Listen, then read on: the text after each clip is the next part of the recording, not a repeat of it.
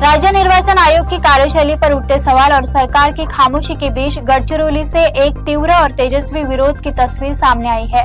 सरकार निष्क्रियता और प्रशासन की गहरी नींद से त्रस्त होकर गढ़चिरौली जिला कांग्रेस कमेटी ने किसानों और श्रमिकों की आवाज बुलंद करते हुए विशाल मोर्चा निकाला है।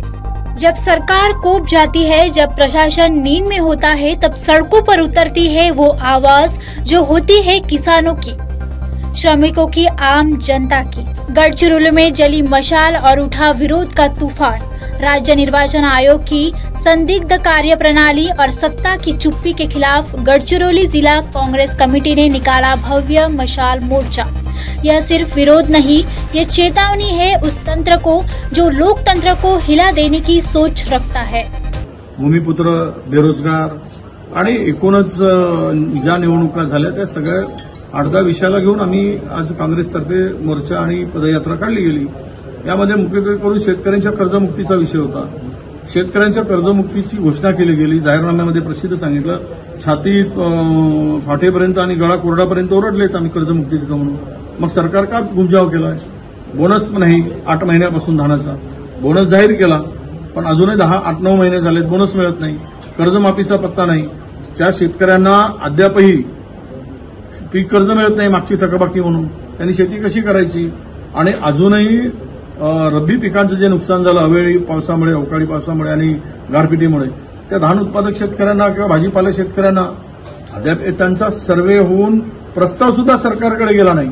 एवढं निर्दयी सरकार कसं असू शकतं? ही आमची भूमिका आणि त्यासाठी या शेतकऱ्याला न्याय मिळाला पाहिजे, कर्जमाफी झाली पाहिजे, त्यांचा बोनसचे पैसे तुम्ही घोषणा केलेले बोनस मिळाला पाहिजेत आणि धानाला जे 69 रुपये फक्त तुम्ही एमएसपी वाढवली ती किमान 300-400 रुपये तरी वाढवायला पाहिजे।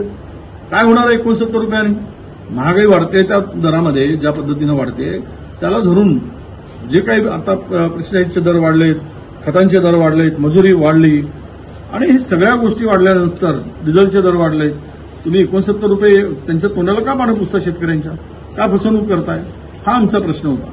खरीप रब्बी पिकाच्या जोने धान खरेदी केले जात नाही, ती धान उत्पादक शेतकरी आज रडतोय कारण प्रचंड नुकसान त्याचं त्या ठिकाणी झालेलं आहे। आणि याबरोबर स्थानिक रोजगारामध्ये, आपल्या उद्योगामध्ये 80% लोकांना रोजगार द्या, बाहेरच्या लोकांना भरू नका, ही स्पष्ट भूमिका आमची आहे। रोजगाराला बघा, उद्योगाला आमचा विरोध नाही, पण त्या उद्योगामध्ये स्थानिकांचा फायदा झाला पाहिजे, नाहीतर निर्वासित होतील। मुंबई बाहेर मराठी माणूस फेकला गेला, आता आमच्या अध्यक्षांनी सांगितलं त्याप्रमाणे इथला स्थानिक माणूस बाहेर फेकला जाईल आणि हे गडचिरोली ही परप्रांतीयाची होईल।